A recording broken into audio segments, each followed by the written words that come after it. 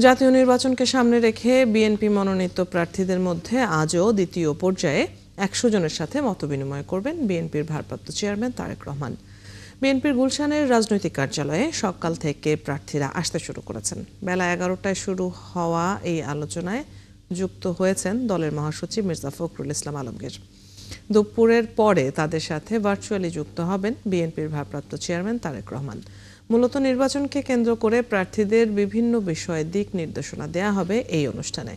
নির্বাচনে বিজয়ী হলে বিএনপি ৩১ দফা সফল করা এবং সেই সাথে জনগণের আশার প্রতিফলন করতেই নেতাকর্মীদের সাথে দলের হাইকমান্ডের এই বৈঠক চলবে শুক্রবার পর্যন্ত। বিএনপির গুলশান কার্যালয়ে আছেন সহকর্মী মাহিলা ইসলাম। ৩ দিন ব্যাপী আয়োজনের আজ দ্বিতীয় দিন। আমরা জানবো আজকের আয়োজন সম্পর্কে মাহিলার কাছ থেকে। মাহিলা, মতবিনিময় সভা নিয়ে নেতাকর্মীদের প্রতিক্রিয়া আজ কেমন দেখছেন, কি বলছেন তারা? অদিতি, আপনাকে ধন্যবাদ। যেমনটি বলছিলেন, আসলে সকাল থেকে বিএনপি গুলশান কার্যালয়ে আজও মনোনীত প্রার্থীরা এসেছেন এবং তারা কিন্তু ইতিমধ্যেই কার্যালয়ের ভিতরে প্রবেশ করেছেন, কারণ বেলা ১১টা থেকেই এই বৈঠকটি শুরু হওয়ার কথা রয়েছে।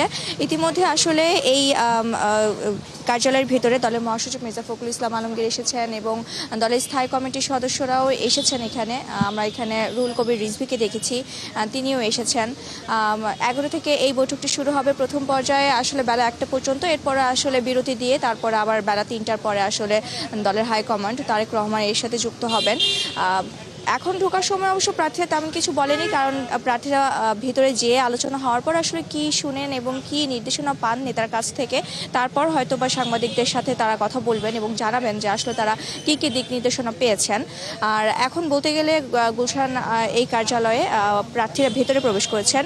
আর আজকে দ্বিতীয় পর্যায়ে বলতে গেলে খুলনা, বরিশাল, বরগুনা এবং টাঙ্গাইল এইসব এলাকার প্রার্থীরা এদিকে এসেছেন এবং সেই সাথে ঢাকারও কিছু আসনের প্রার্থীরাও আজকের এই বৈঠকে রয়েছে।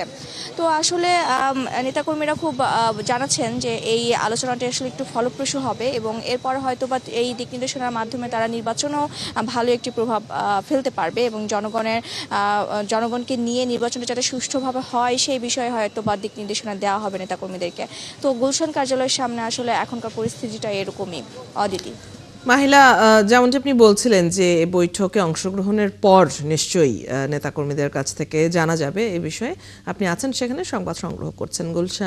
বিএনপির গুলশান কার্যালয়ের সামনে থেকে সহকর্মী মাহিলা ইসলাম যুক্ত ছিলেন এতক্ষণ।